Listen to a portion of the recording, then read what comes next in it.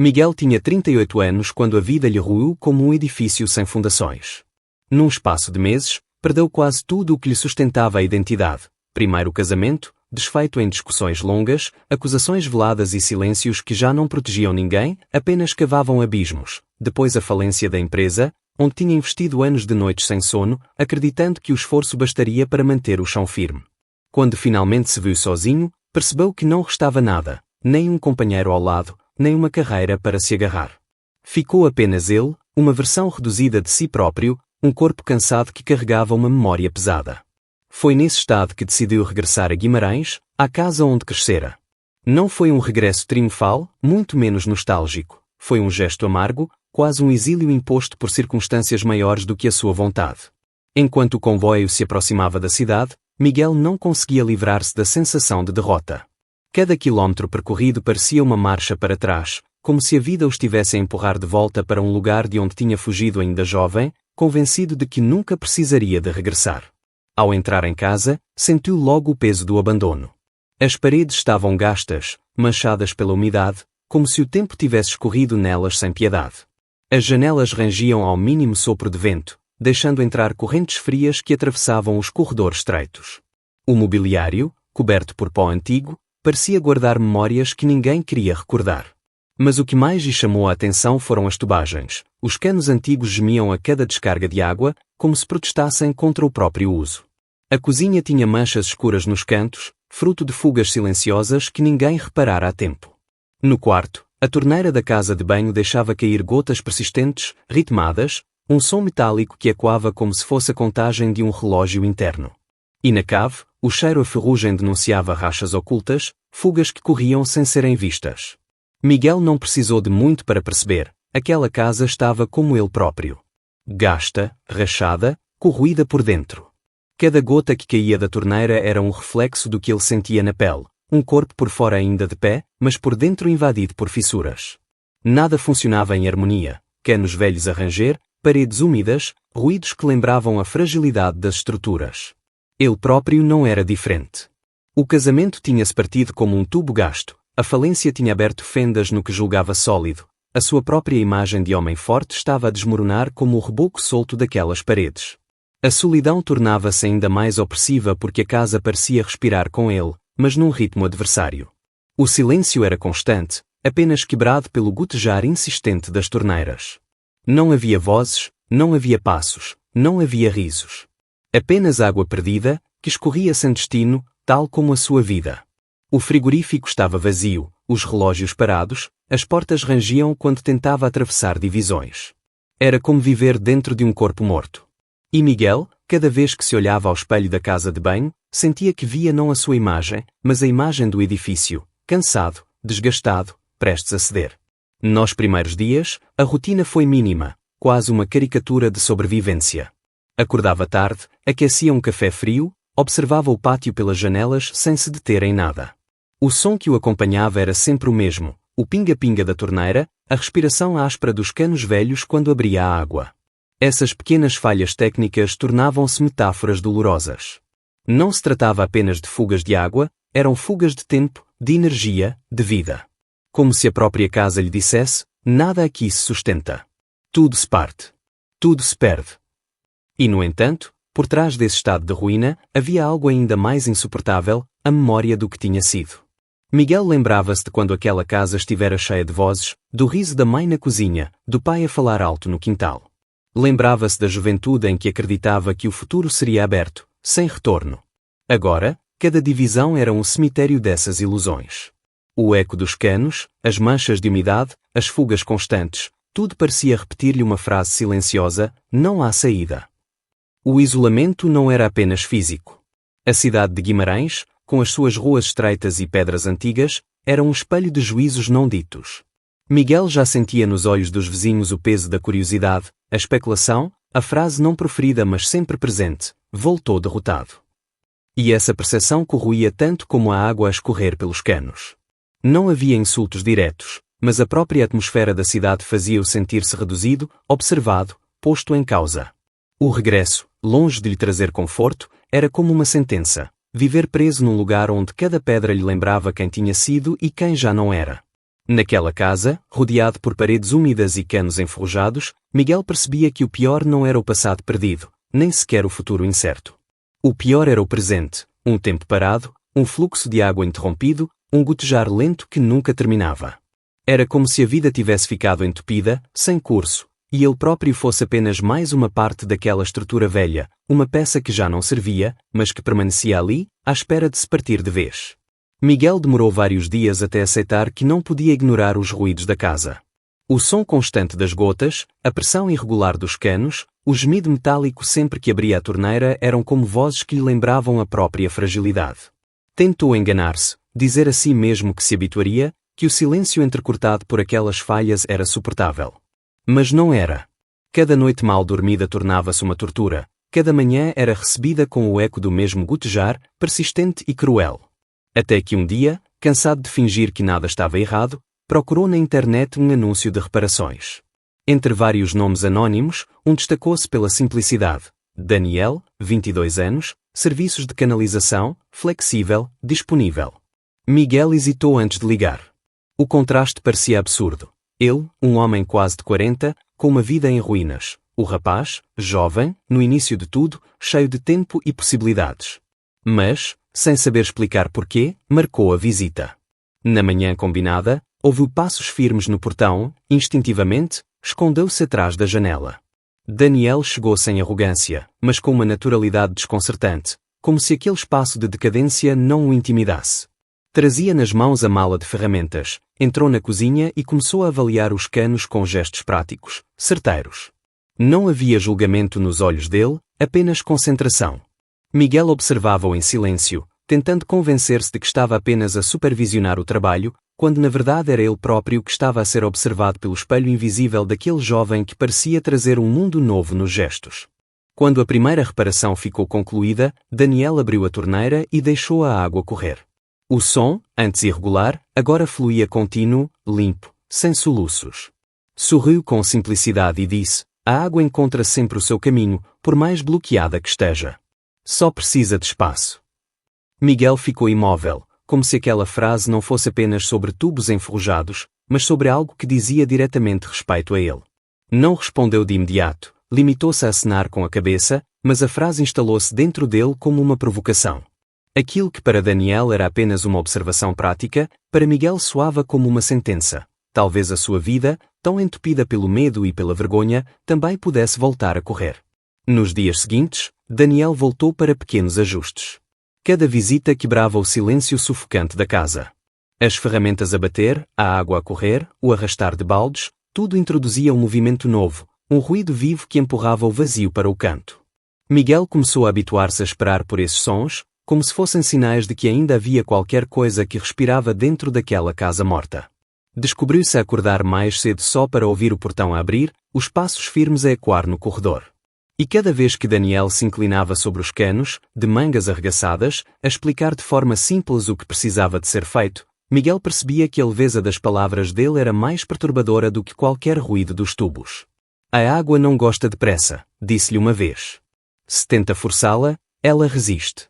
Mas se lhe dá tempo, encontra caminho sozinha." Miguel fingiu um sorriso discreto, mas passou o resto da noite a pensar nessa frase, como se não falasse apenas de canalização, mas da própria vida dele. As conversas começaram tímidas, quase acidentais. Um comentário sobre a dificuldade dos materiais, uma troca de palavras sobre os estudos de Daniel, até que lentamente as frases se alongaram. Falavam de livros que um e outro tinham lido, de filmes antigos que Miguel julgava esquecidos, de pequenas memórias da cidade. Daniel falava da faculdade, dos trabalhos pesados, dos sonhos ainda em aberto. Miguel escutava com uma atenção que já não reconhecia em si próprio. Havia algo desarmante na forma como o rapaz falava do futuro, como se fosse uma coisa natural, inevitável, ao passo que para ele o futuro parecia uma terra arrasada.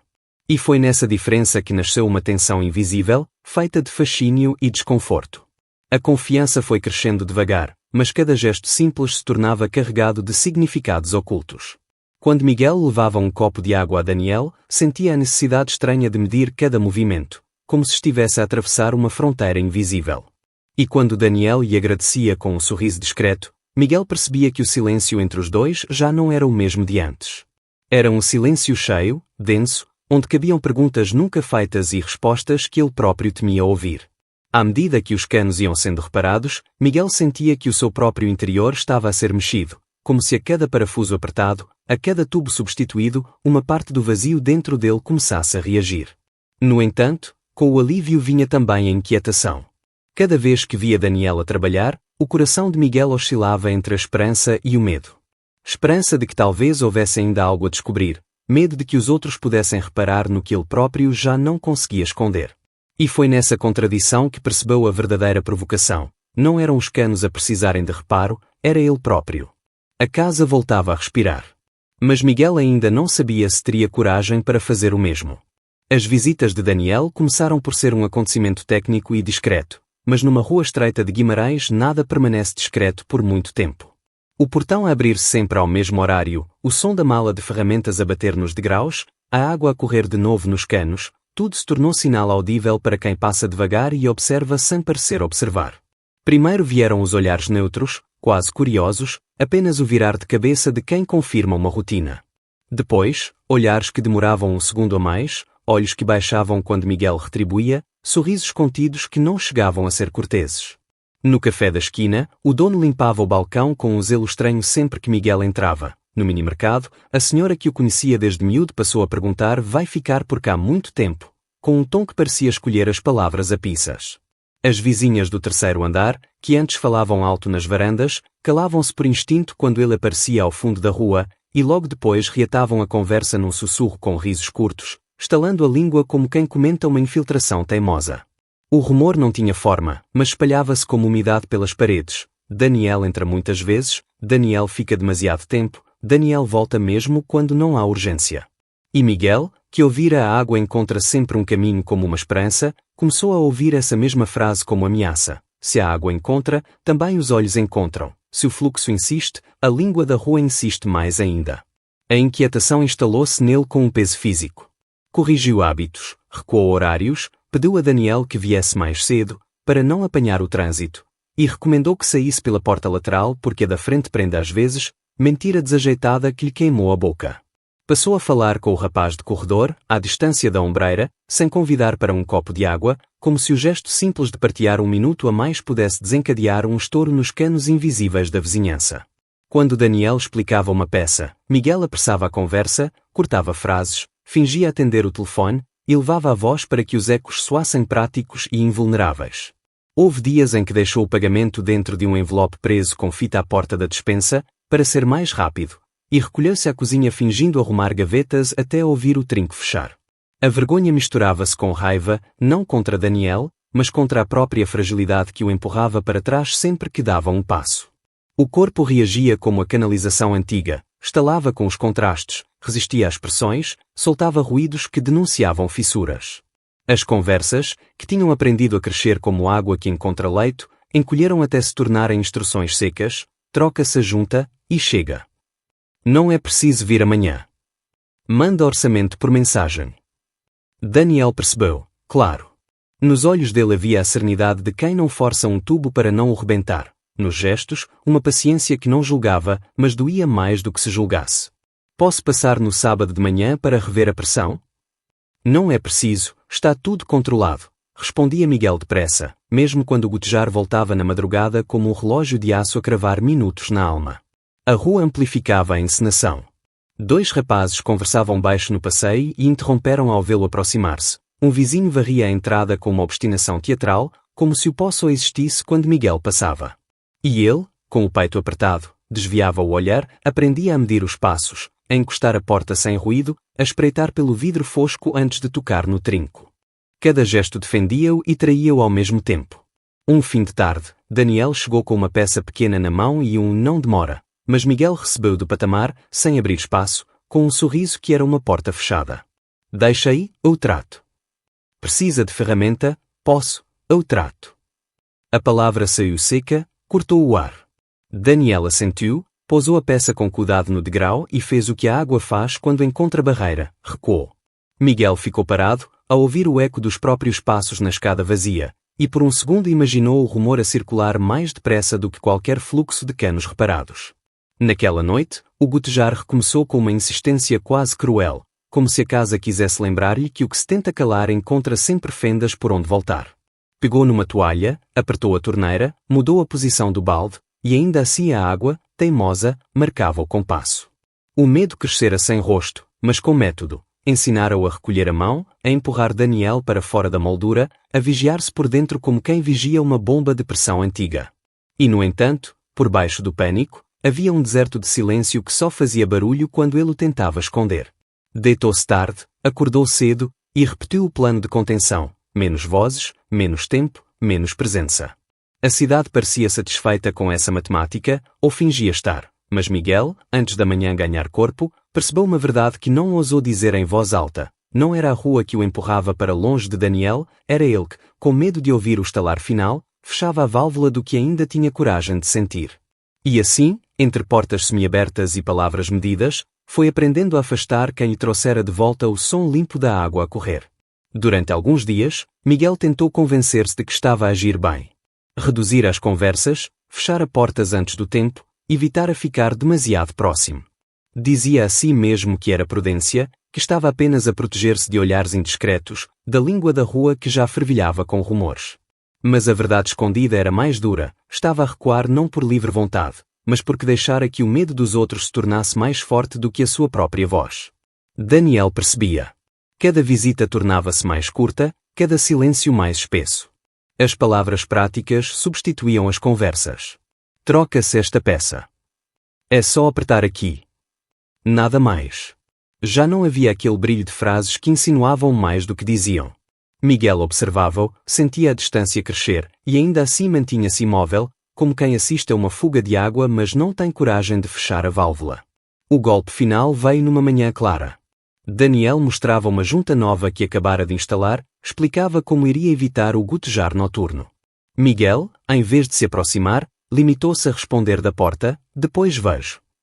A frieza da frase não lhe soava natural, mas saiu-lhe como uma defesa automática. Daniel hesitou, manteve-se uns segundos imóvel, e depois recolheu as ferramentas sem insistir.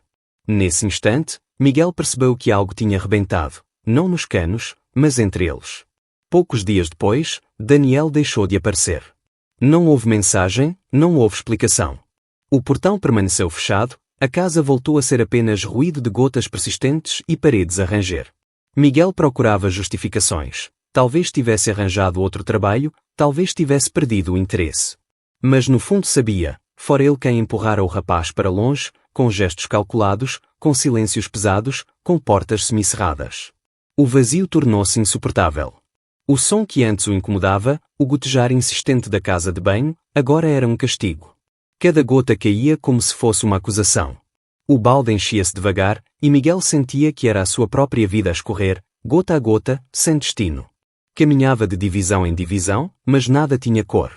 O frigorífico vazio, os corredores úmidos, os canos a gemer, tudo voltava a ser um reflexo cruel do que ele era, um homem sem fluxo, preso na estagnação. Tentou escrever, abrir o velho caderno onde em tempos deixava notas soltas. Mas as palavras não vinham. Só conseguia repetir termos quebrados: medo, vergonha, fuga. A cidade não precisava de o insultar, bastava-lhe sussurrar. E esses sussurros, que talvez já nem existissem de facto, ecoavam dentro dele como gritos. O verdadeiro inimigo já não estava nos vizinhos, estava na sua própria cabeça, que prolongava cada olhar, cada silêncio, até se tornarem verdades inquestionáveis. As noites tornaram-se longas, cheias de sombras. Ouvia passos que não existiam, vozes que ninguém dissera. Tinha a sensação de que até as paredes sabiam, que até a água que corria nos canos lhe devolvia perguntas que não tinha coragem de responder. Valeu a pena recuar? E agora, o que restou? Perguntas que ecoavam com a mesma cadência do gotejar. O mais doloroso não era a malícia dos outros, mas a covardia própria. Percebia que tinha permitido que o medo definisse cada escolha. Não perdera Daniel apenas porque os vizinhos murmuravam, perdera-o porque dera a esses murmúrios a força de uma multidão. Era ele quem tinha aberto mão, era ele quem fechara a porta. A ausência do rapaz tornara-se mais cruel do que qualquer rumor. E quando finalmente aceitou que Daniel não voltaria de imediato, sentiu um misto de alívio e desespero. Alívio porque já não teria de enfrentar olhares, desespero porque confirmava, mais uma vez, que escolhera o silêncio em vez da verdade. O jardim diante da casa parecia mais seco do que nunca, as infiltrações mais ruidosas, a solidão mais pesada. Miguel vivia agora como um homem encurralado por dentro, prisioneiro de um medo que já não precisava de vizinhos para existir. Bastava-lhe o som da água a pingar, gota a gota, para lembrar-lhe o preço de ter fugido de si mesmo. Numa manhã de domingo, quando o silêncio da casa parecia mais pesado do que nunca, Miguel encontrou à porta uma pequena caixa envolta em fita castanha. Ajoelhou-se para a apanhar, hesitante, como se aquele objeto pudesse explodir-lhe nas mãos. Dentro, cuidadosamente pousado sobre um pedaço de cartão, estava um novo torneira cromada, ainda a brilhar de fábrica. Ao lado, um bilhete escrito com letra firme: às vezes é preciso trocar a peça para a água voltar a correr. Não havia assinatura, mas Miguel não precisou de adivinhar. O gesto tinha a marca de Daniel, a mesma paciência, a mesma forma de dizer mais do que o óbvio sem uma única palavra extra.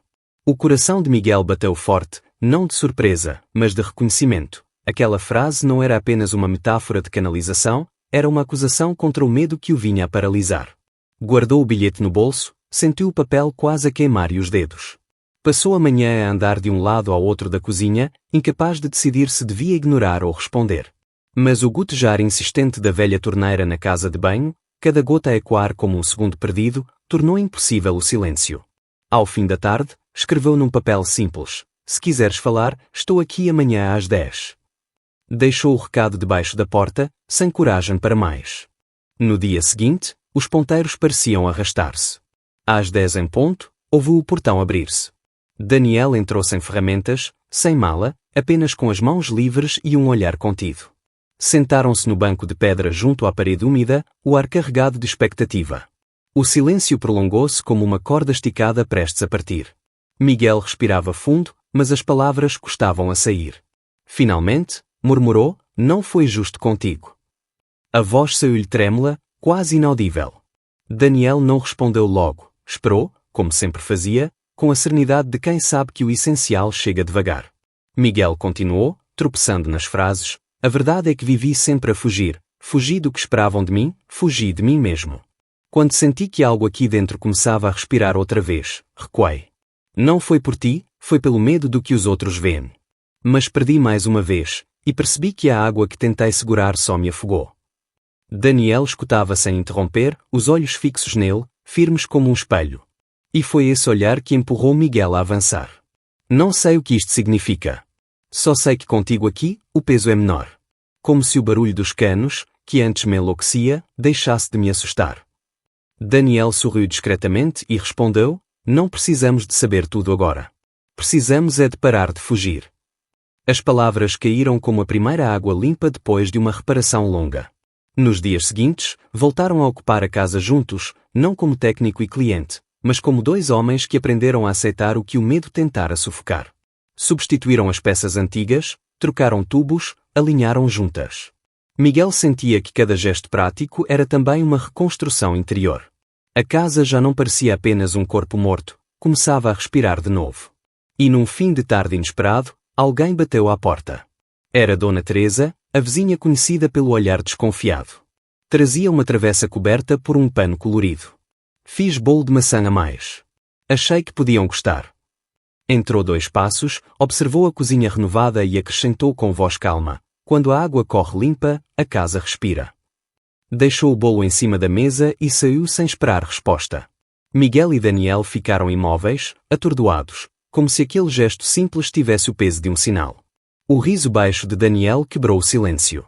Miguel respondeu com um aceno lento, quase incrédulo. Não precisavam de discutir o que significava. A mensagem era clara, havia mais gente a ver, mas talvez com outros olhos. E pela primeira vez, em muitos anos, Miguel sentiu que a casa, e ele próprio, tinham voltado a respirar.